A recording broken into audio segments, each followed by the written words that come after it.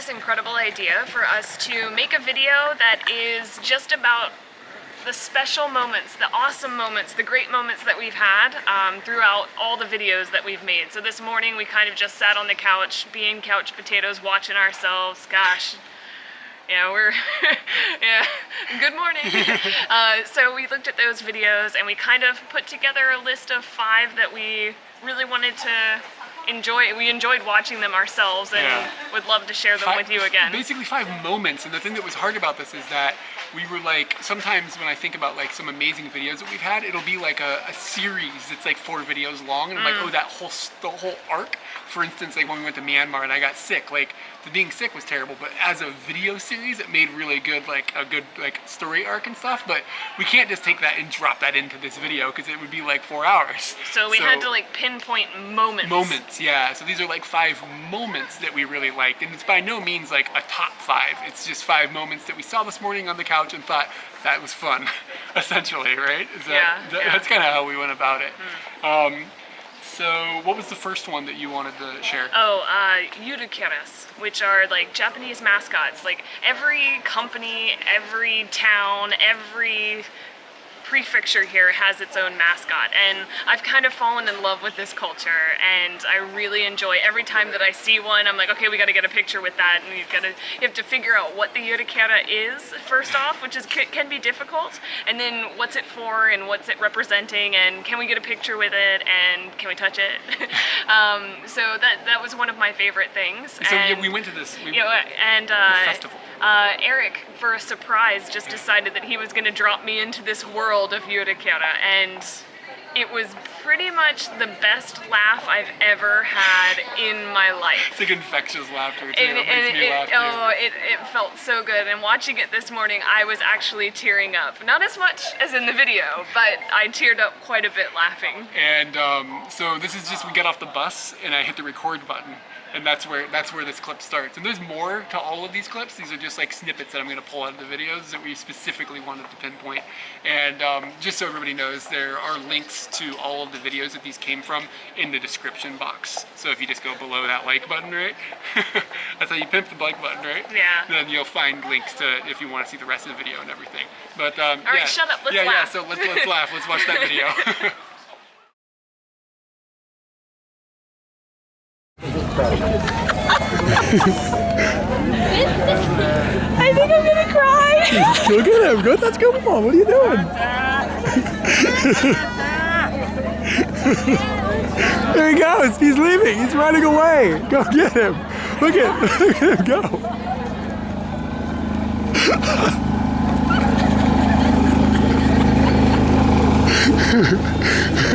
You're actually crying. What's happening? It's so funny. I can't see. Look at them fighting. They're hugging. I don't know. What is happening? Dude, the Kumamon crew, they've got Kumamon jackets.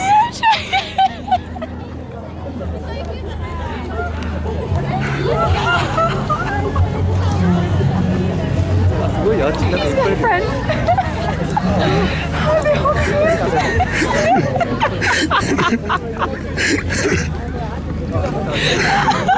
they all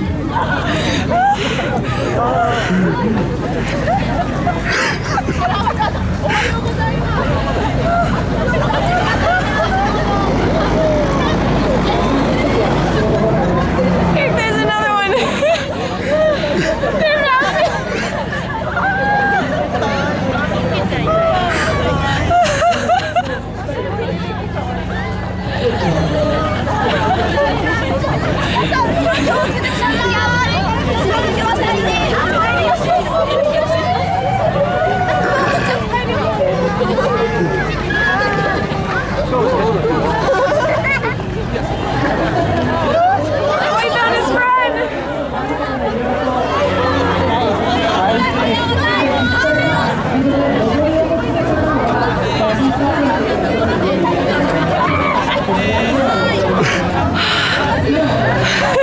I think I'm okay now.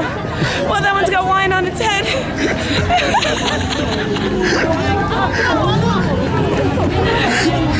This is too much.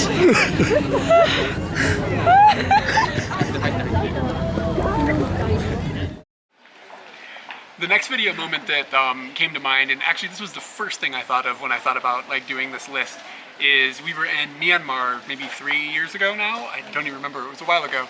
And the first day we were there, we went to this night market and they had this giant Ferris wheel and it was just unbelievable, like shockingly unbelievable. And dangerous. And dangerous, and I don't know, when I think about amazing moments, it's just like boom, it just hits me as the very, very first one. And I guess we haven't explained that the Ferris wheel is people powered, not they're gonna find out. Okay, well yeah. Let's just let it go. Yeah. It speaks for itself. Incredible. So you can see this guy right there climbing in the Ferris wheel. So once they start getting it going, see there's a guy up top up here too, they'll start moving their body weight around. So it'll make the whole Ferris wheel spin. And they climb around on it and it's insane looking. All right, so you can see there's a guy right here, there's another guy over here, and there's a kid over here, and they're walking up the scaffolding of the Ferris wheel to make it turn. And this has got to be one of the craziest things I've ever seen in my life. Like this guy up here is like hanging on the outside. Are you serious? Is this really happening? And they're now climbing up. Like they've loaded a couple of people off and a couple of different people on. And now they're climbing up to the top. And I bet you they're gonna swing their body weight all out at the same time and it's gonna go faster. Again, I'm shocked. See the guy hanging? I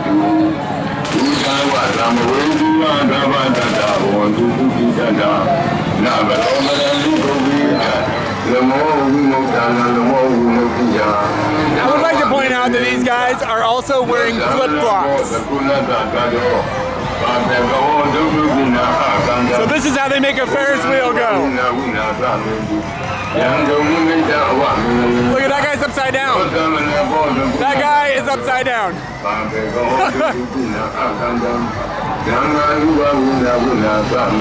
And here he comes. That is insane. And he grabbed it and threw himself back up.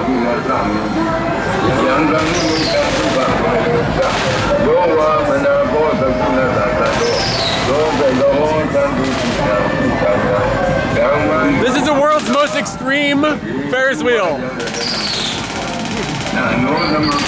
You want to do it? Yes. We're going to do this shit. For 50 cents each. 50 cents each. So, like, you know, if this is it, I mean, I'm sorry guys, but this is it. I think our lives might cost 50 cents each. This is the first day of our trip and we're doing something that may kill us. And also, most of the things have 4 people in them, but if you look at how Eric is sitting, no one's going to be able Nobody's going to fit in that seat. So you can see these people up here, there's like 4 people, 4 people, 4 people, 2 people. Yeah. We got some people in here.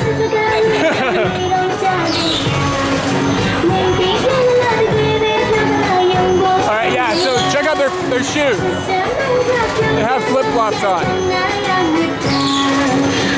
And this thing isn't like tiny, like it's quite large.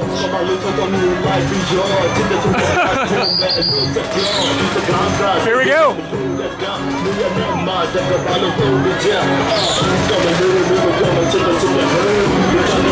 Katie, this is terrifying. This is crazy.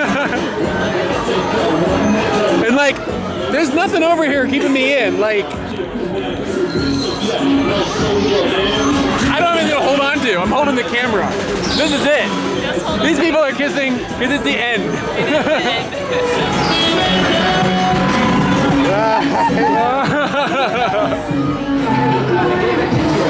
You have the pagoda in the background and the danger in the foreground. I'm terrified. I don't do these things well. And we're kind of at the top now. So I think they've now loaded the whole thing, which took like 5 minutes. Which, I mean, obviously. And now they're climbing up to the top. And I'm about to wet myself. Oh my God. Oh my God. It is terrifying. I don't like this. You can feel it in the stomach. It's terrible. Awesome. My elbow hit a tree. I'm sorry about the camera work here. I don't really have any. Yeah, my elbow hits a tree every time we go around. Really? Yeah. Don't touch the tree.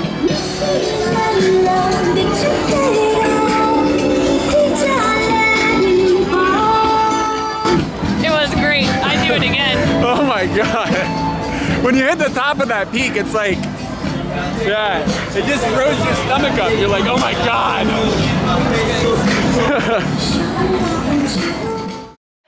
This one might not be a moment, it's more like a glimpse. This one that I chose is Costa Rica, and we were there as the first country when we left for our round the world trip. And whenever I watch the beginning of this video, it reminds me of so many things. It reminds me of the crazy girl I used to be that was like, yeah, let's go around the world. I was okay. And it reminds me of jumping off the deep end and going for it. And it reminds me of being crappy at this. Like, we didn't used to like make amazing videos. We just made like videos. Well, I mean, we don't make amazing videos now. We're still just making it. The camera quality has gotten better. Yeah, the camera is doing a much better job now than it used to. You'll see that for sure. God, the camera is so good. Every time I see this video, it's like this literally might be the first video we shot for real. Yeah.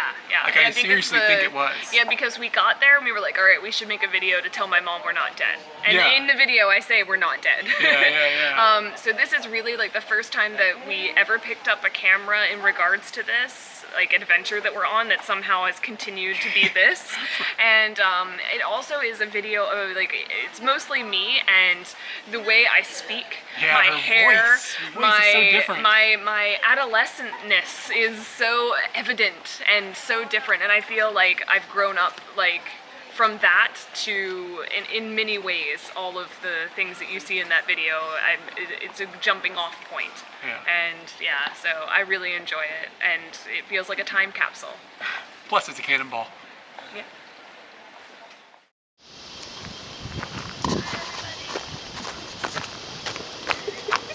Izzy, it's okay. Izzy, this is just Eric. We're definitely still alive. I know that everybody's curious. This is Izzy. When you get off the plane, they give you a small chihuahua. Here, come on in. This is a tour of Eric's parents' house. A mini tour of some sort. This is the garage. That's a lot of stuff.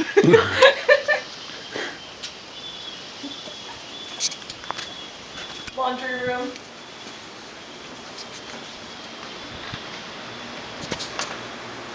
Living room and kitchen. Oh yeah. I'm gonna show you the special pet that they have. This is where the bats live. The bat layer. Out the front door, of course. So nobody uses the front door because, you know, there's bats there.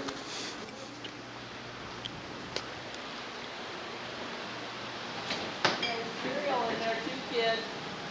Thank you. We have an abundance of these. We call them rambutans in the States, and here they call them fuzzy grapes, and they're delicious.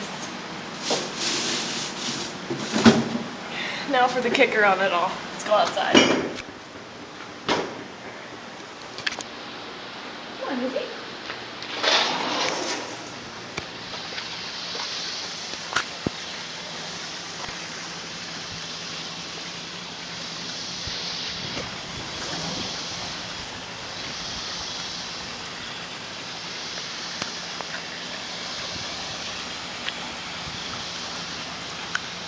And that's about it for what's going on right now, but cannonball! My boob came out now, please.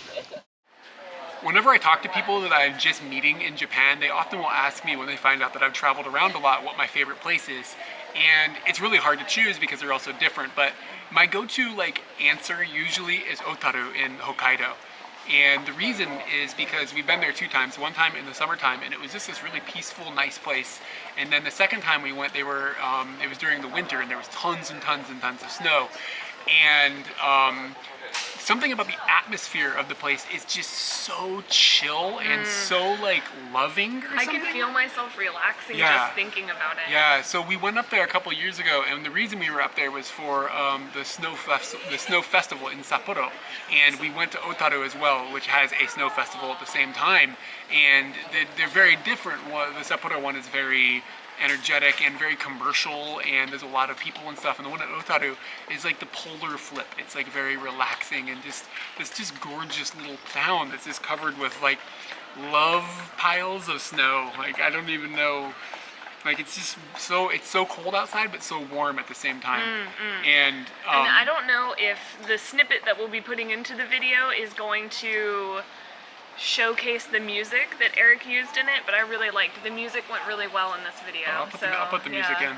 Okay. Just watching it this morning, that was kind of oh, that feels really good. And Otaru just feels good. Yeah. So and this isn't I don't consider this super exciting, but that's why I chose it, because it was such a contrast to riding on a Ferris wheel that might kill you. And that really is, in a way, kind of Japan.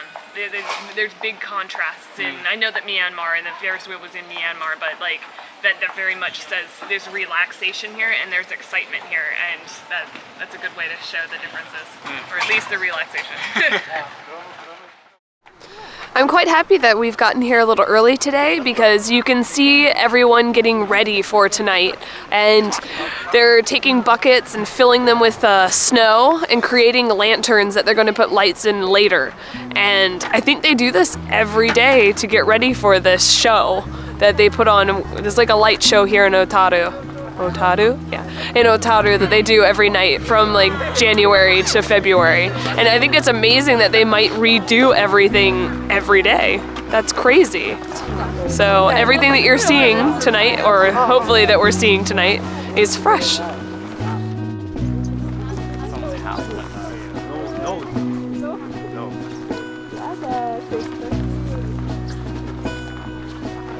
Oh, hey. How's it going? Are we rolling? Fantastic. One of the things about coming to tourist attractions is there's lots of people.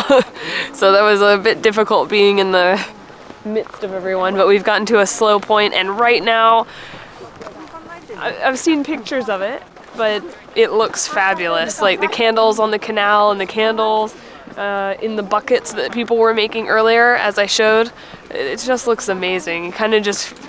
It feels ancient, but modern at the same time. Does that make sense? We're making lanterns out of buckets, people. But yet, I don't know. And what's cool is they popped a hole in the top so that the candle doesn't melt the stuff, and it just looks really cool. We found a secondary place that has a bunch of snow sculptures with candles in them, and it's got a little walking path as you can go along, and it's really nice and quaint, and it's not grand and huge feeling the way that the one in Sapporo is, that festival.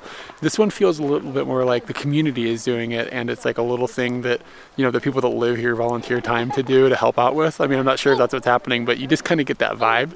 And some of the sculptures and stuff are they're a little ghetto, but they're it's real, and it's ghetto in the sense of they're not these huge, like the Star Wars thing, these huge productions, This is homely and has heart to it. It's kind of got a community DIY type of feel. I think I prefer this, actually. It feels more, just feels more warm in a way, which is funny because it's pretty cold. One of the very cool things about coming to towns like this that have special events is they set up these photo opportunities that you can do that allow you to just have fun. They're not going to charge you anything. They just want you to have a good experience and to be able to take it home with you. And that's really exceptional. So we get in these lines and we wait for a few minutes and we don't have to worry about paying $5 for our picture. They're going to take the picture for you and they want you to remember coming to Otaru and having a good time.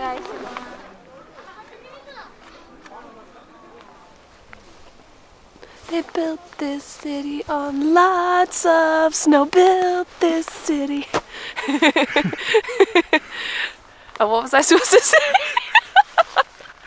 Okay, so they built all this stuff. Like they put all the walls up and then they carved into it and they put candles inside of it and then they didn't charge us anything to come in here and it's pretty much wonderful. Sometimes you just get in a jam and you forget what you're supposed to say when the camera comes on.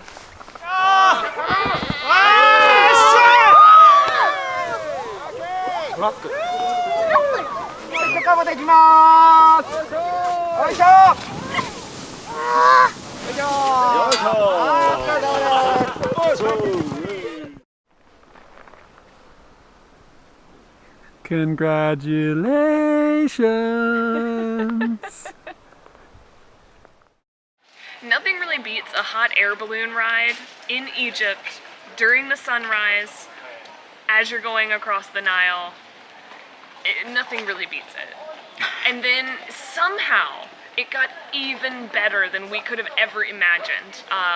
We ended up flying across these patches of houses and it was just a very weird way to be intimately understanding their living situation.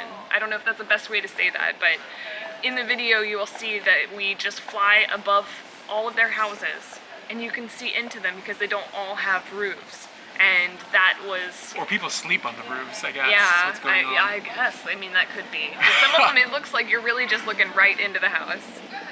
It's unreal. It's like so different than anything else ever.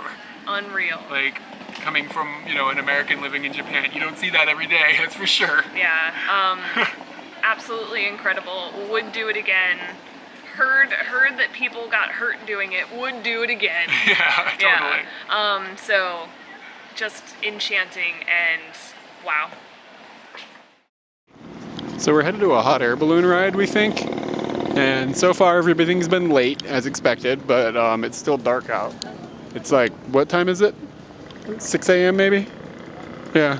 So we had a van ride and now we have a boat ride, I guess. Like this guy was like, quickly, quickly, quickly. And all us honkies are on our way. So we'll see how this pans out.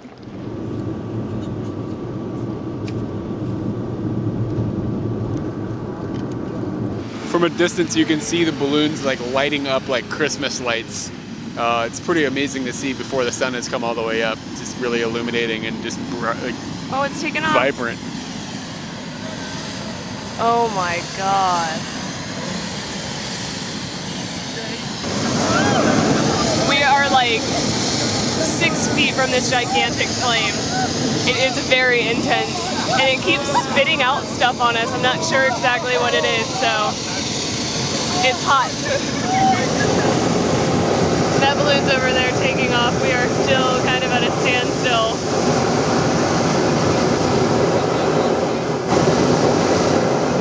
It's kind of crazy that this basket is going to be in the sky soon.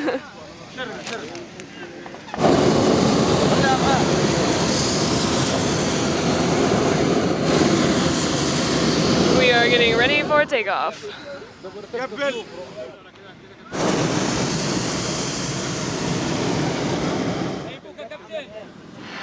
Pre-inflation tactics.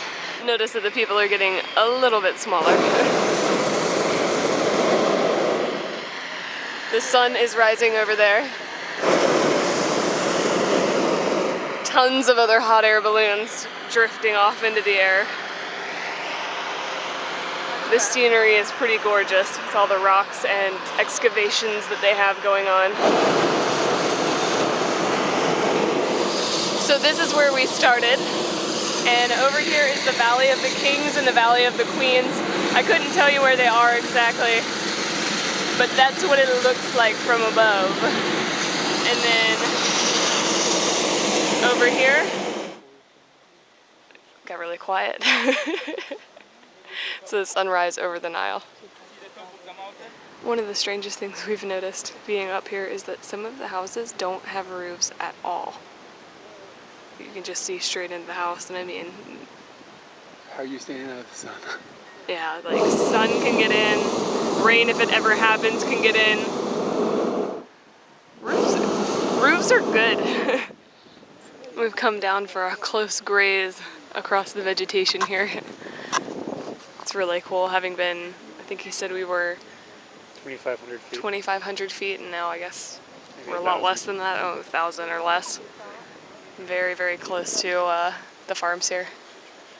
Everybody looks like ants. Going to school.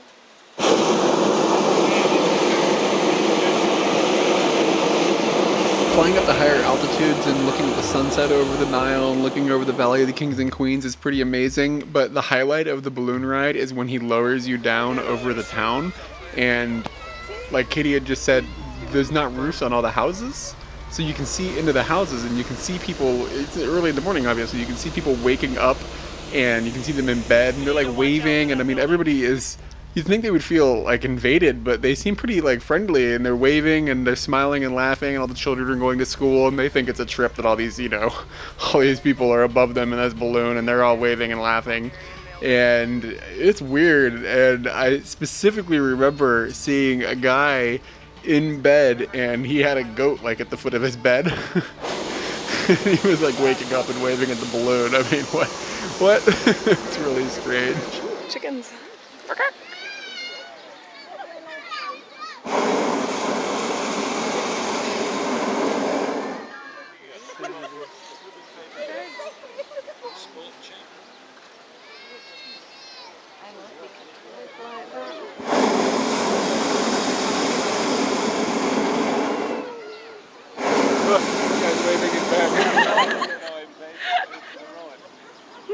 Awesome. Wow. What a weird way to learn, dude.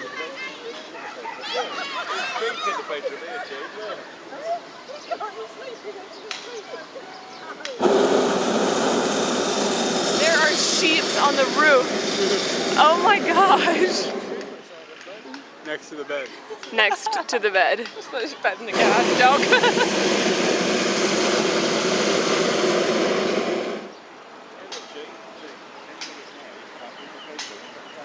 Wonder how much they charge for rent there.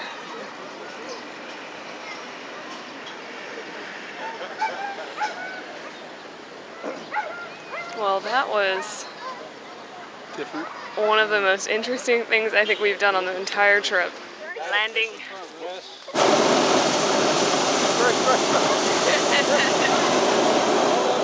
Heads down. We're going in. 4 feet from landing. 3 feet.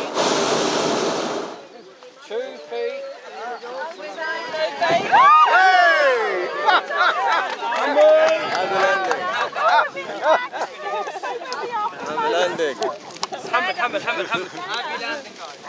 And this is the aftermath. Everyone standing on a dirt road next to a farm with a giant balloon behind them. And here's an honorable mention since you stuck around. Alright, now we're gonna cross the street. Keep your eyes closed as a step down. Crossing, crossing, crossing, crossing, crossing, crossing. And then there's gonna be a step up. This is terrifying. Alright, just stand right there. Okay. Alright. Happy Easter. Open your it eyes. Easter? Really? Yes, it's So I can Easter. open my eyes? So I got you this. What? What? I tried to rent a bunny. You tried to rent a bunny and you ended up with a goat? Ended up with a goat. How did you end up with? What do we do with a goat? I don't know. Wait, you can rent a goat? You can rent a goat. So wait, when did you find out we were renting a goat instead of a bunny? On Thursday. Oh, okay. You tried to That rent- must be delicious. Hey, goat. What's the goat's name?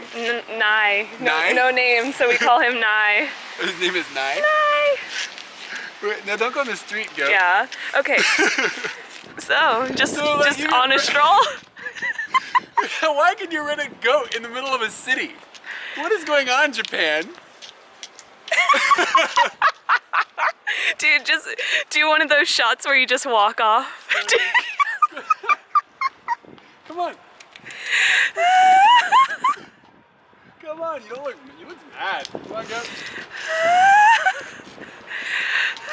Do you any hints on what to do? No. I don't feel good pulling on it. Oh, poop scooper. Almost forgot the most important thing, the poop scooper. So I knew we'd get like 5 minutes in, and then I'd just be going, so now what do we do with the goat? We do this. You got a map or something? Like I have a map. goat hotspots?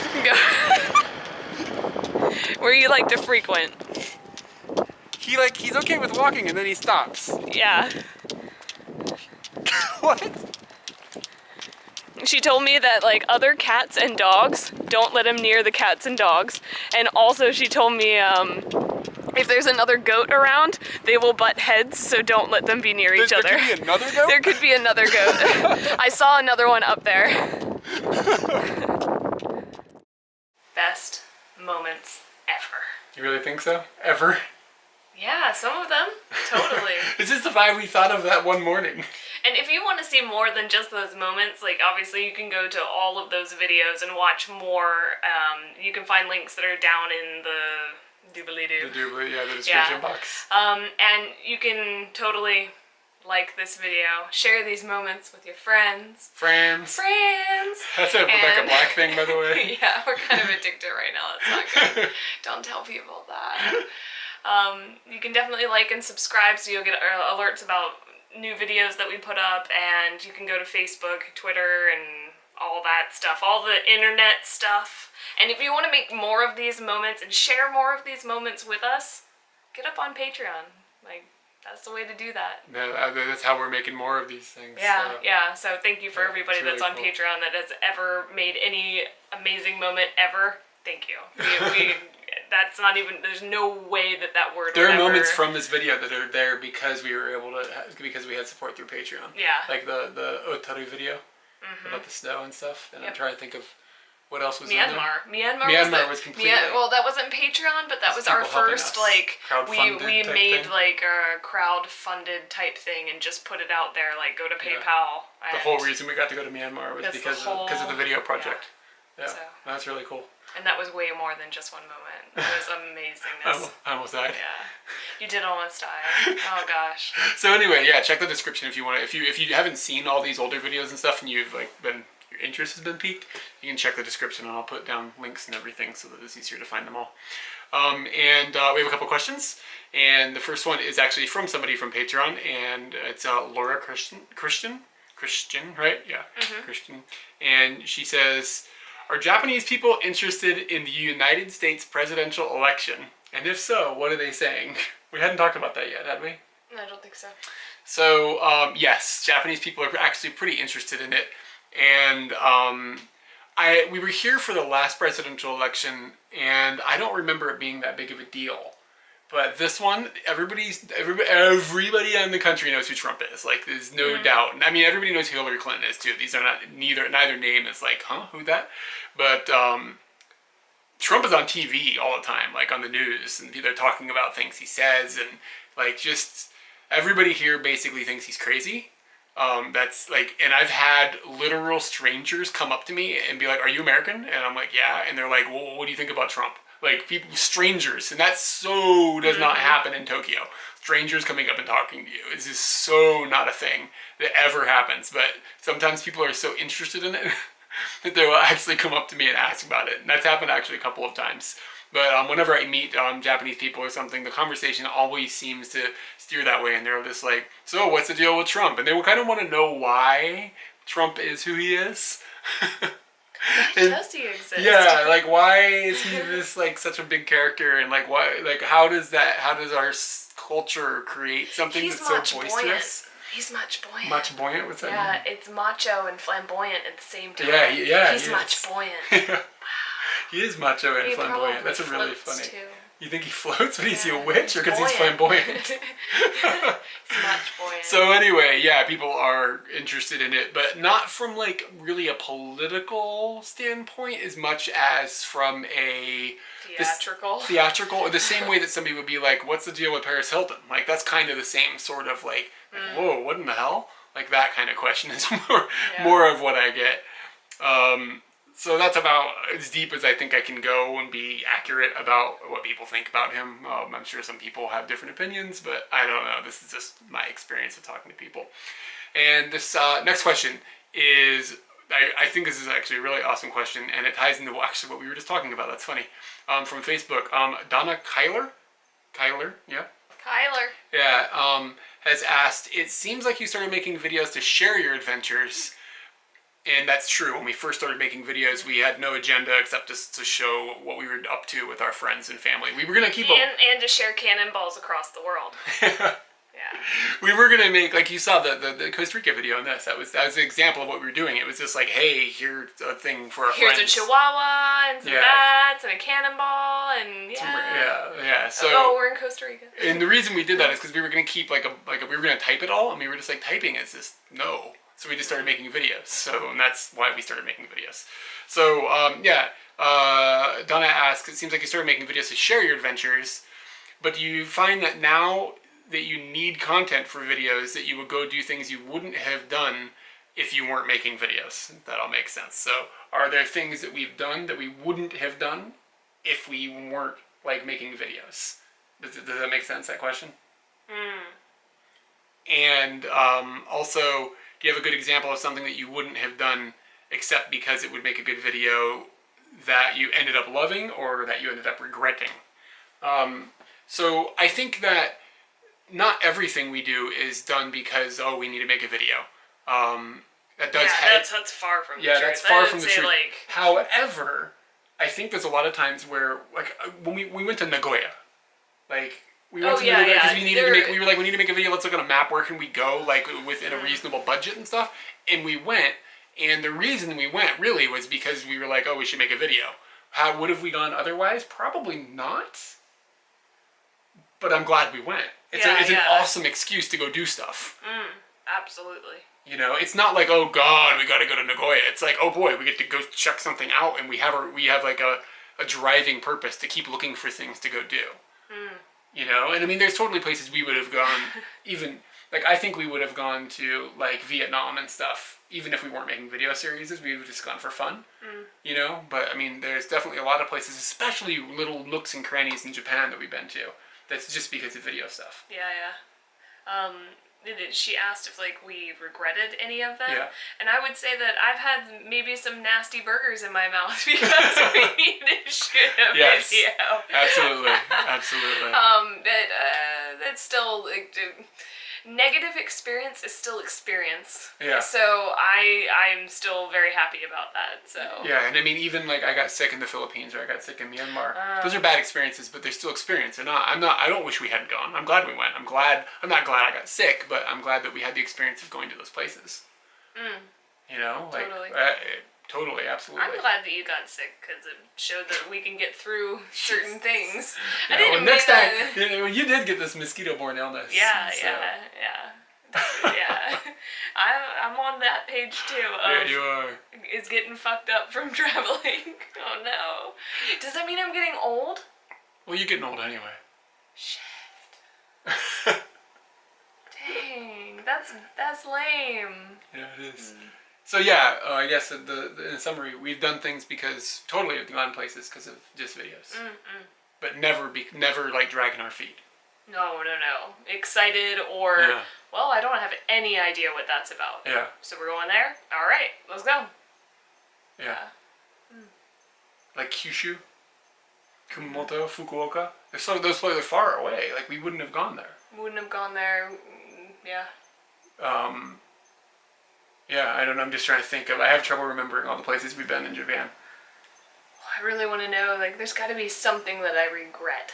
Like, I absolutely did my core just regret it, and I did it for a video. But the thing... I want to know what it is. There's something. Is there? I don't think so. No way. There's something.